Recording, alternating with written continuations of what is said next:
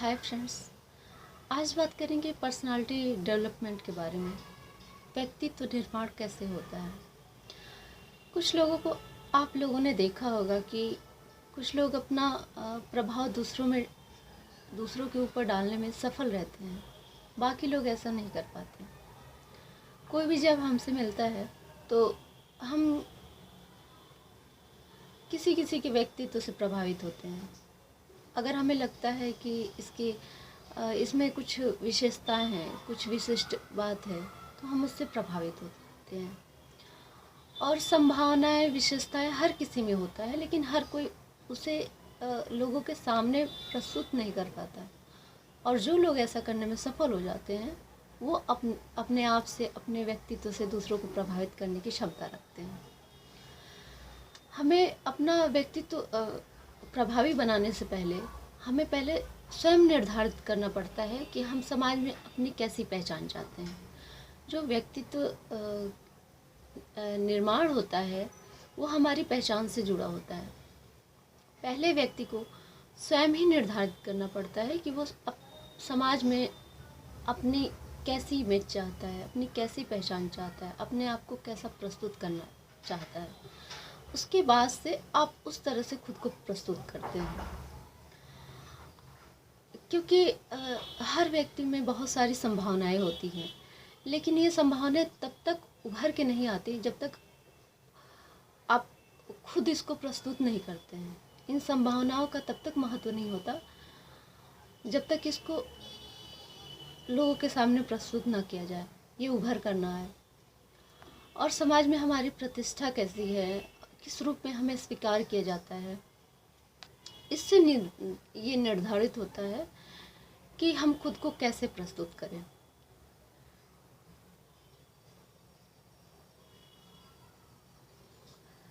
व्यक्ति की जो शारीरिक सुंदरता होती है, व्यक्ति का जो शारीरिक गठन, यानी कि उसकी फिजिक, उसका फेस, उसका जो आकर्षण होता है, बाहरी आकर्षण, तो इसे सजा संवार के, मतलब मेकअप करके या फिर अच्छे तरीके से कपड़े वपड़े पहन के थोड़ा सा इसमें सुधार किया जा सकता है। लेकिन ये जो बाहरी आकर्षण का, बाहरी सुंदरता का और हमारे रंग रूप का, शारीरिक गठन का जो प्रभाव होता है वो थोड़ी देर के लिए होता है।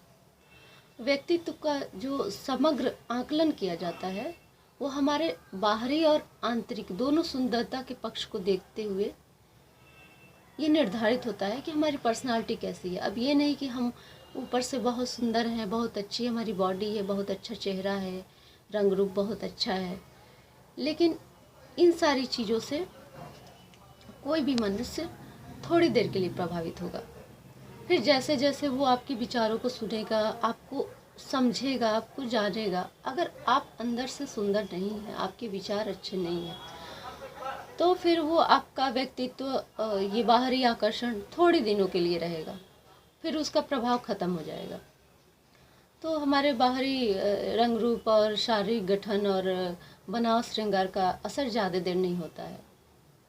मुख्य व्यक्तित्व होता है कि अब ये भी नहीं है कि हम सिर्फ अंदर से हमारे विचार बहुत अच्छे हैं, सब कुछ बहुत अच्छा है, और जो हमारे समाज के हिसाब से एक मैनर बनाया गया है उसके अकॉर्डिंग हम कपड़े नहीं पहनते, हम ठीक से नहीं रहते, एक सभ्य तरीके से नहीं रहते, तो फिर ये भी व्यक्तित्व अधूरा ही है। एक परफेक्ट पर्सनालिटी के लिए हमें चाहिए कि हमारा जो ऊपर का जो बनाव श्रृंगार है, कपड़े पहनने की शैली है, वो सभ्य तरीके से हो, साफ सुथरे हो, और बनाव श्रृंगार भी बहुत भड़कीला ना हो, एक हद तक मतलब वो समाज में स्वीकार करने योग्य हो। और फिर अंदर से हमारे जो विचार हैं और हम किस रूप में दूसरे के सामने प्रस्तुत होना चाहते हैं, हम अपनी पहचान क्या बनाना चाहते हैं, तो ये पहले हमें खुद डिसाइड करना पड़ता है। उसके बाद से उस हिसाब से अपनी पर्सनालिटी को डेवलप करना पड़ता है। अब जैसे कि हर प्रोफेशन में कुछ मर्यादाएं होती हैं, तो उसके हिसाब से अपने आप को ढालना पड़ता है। तो ये भी व्यक्तित्व निर्माण में बहुत बड़ी भूमिका रखता है। और जो हमारी आंतरिक सुंदरता है, उसमें हमारा व्यवहार कैसा है, हमारा चरित्र कैसा है, हमारी सोच कैसी है, हमारे जो गुण हैं उसके आधार पर हमारी विशिष्ट पहचान बनती है। और शैक्षणिक और व्यावसायिक योग्यता और कुशाग्रता और अनुभव व्यक्ति की सफलता में योगदान देती हैं, लेकिन दूसरों के साथ जिस प्रकार व्यवहार व्यक्ति करता है उसी पे डिपेंड करता है कि व्यक्ति का सामाजिक संबंध जो है वो किस तरह का होगा, व्यक्ति की लोकप्रियता कितनी होगी, उसके कैरियर में जो प्रोग्रेस हो रहा है वो कैसा होगा, सफलता कैसी होगी, ये सारे हमारे व्यक्तित्व पे निर्भर करता है। और इसीलिए ज़रूरी है कि लोगों के बीच हम जो छवि बनाए हैं, पहले तो हमें खुद निर्धारित करना है मन में कि हम किस तरह की छवि चाहते हैं, और अगर वो छवि बना लिए, जो छवि प्रस्तुत किए हैं, उसको आत्मविश्वास के साथ व्यक्ति को दूसरों के सामने स्वयं को प्रस्तुत करना चाहिए। और हमें कोई भी ऐसा काम नहीं करना चाहिए जो हमारी उस छवि को, जो हम चाहते हैं, जो हमारी पहचान है, उस छवि को नुकसान पहुँचे। हमें ऐसा कोई भी नकारात्मक कार्य नहीं करना चाहिए कि हमारी छवि खराब हो। तो पहले तो आप पहले ही डिसाइड कर लिए कि हमको किस तरह की पहचान चाहिए, हम किस तरह से समाज में अपना व्यक्तित्व प्रस्तुत करना चाहते हैं, इसको निर्धारित करना है। फिर आपके विचार उसके अनुसार होने चाहिए, आपके पहनावा उसके अनुसार होना चाहिए, और चरित्र अच्छा होना चाहिए। चाहे कोई भी समाज हो, कोई भी प्रोफेशन हो, उसमें चरित्र एक बहुत महत्वपूर्ण भूमिका निभाता है। कोई भी विश्वसनीय व्यक्ति है, उस पे एक अध्ययन हुआ था,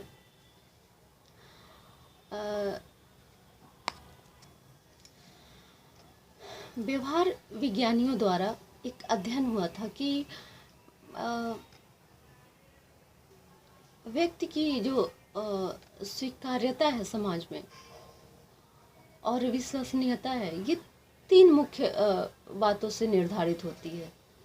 कि पहला कि वो ईमानदार हो, दूसरा कि वो जानकार हो और भरोसेमंद हो, और वो समय का पाबंद भी हो, मतलब कि पंक्चुअल हो। इसी से निर्धारित होता है कि जो व्यक्ति है सामने वाला वो विश्वसनीय है कि नहीं है। इन्हीं बातों से कोई सामने वाला निर्णय लेता है कि इस व्यक्ति पे भरोसा करना चाहिए कि नहीं करना चाहिए। उसकी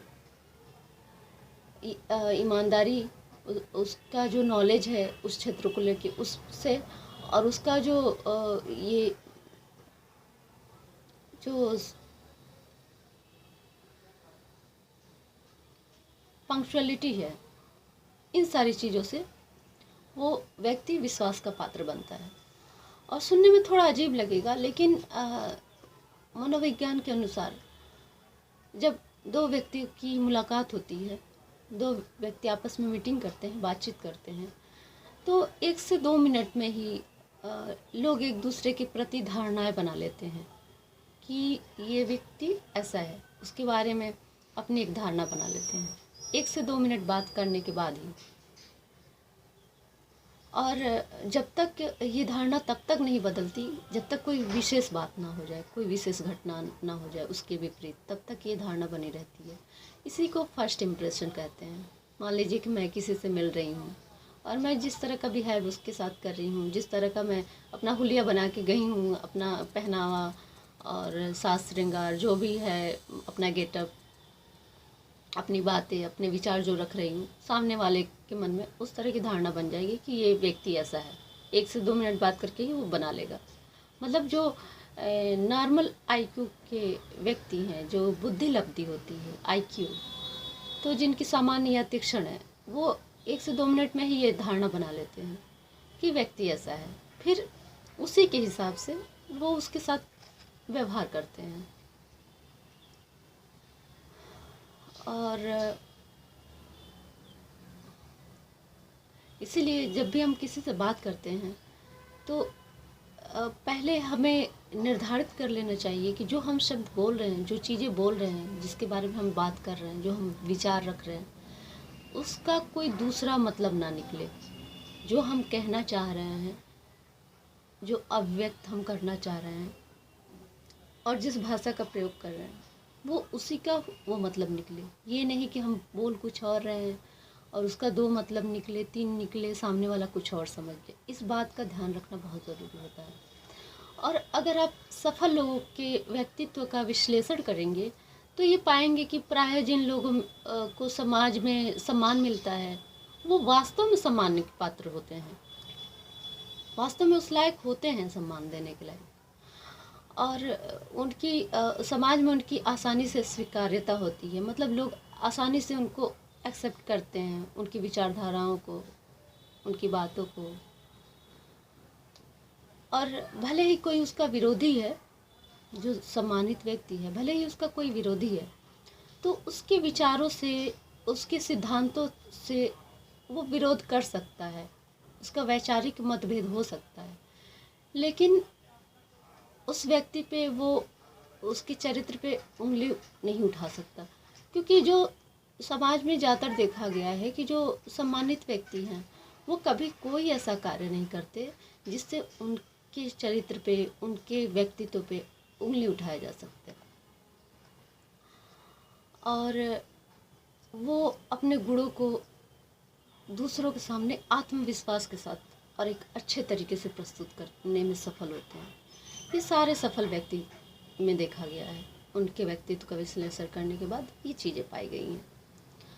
और हमारे हाव भाव, वस्त्र पहनने का तरीका, लोगों से आप किस तरह बातचीत करते हैं, प्रश्नों का उत्तर कैसे देते हैं, समस्याओं को कैसे सुलझाते हैं, घटनाओं के प्रति आपका दृष्टिकोण क्या है, और इन सभी चीज़ों को मिला के सामने वाले के व्यक्ति आपके प्रति आपका छवि बनाता है कि ये व्यक्ति ऐसा है। और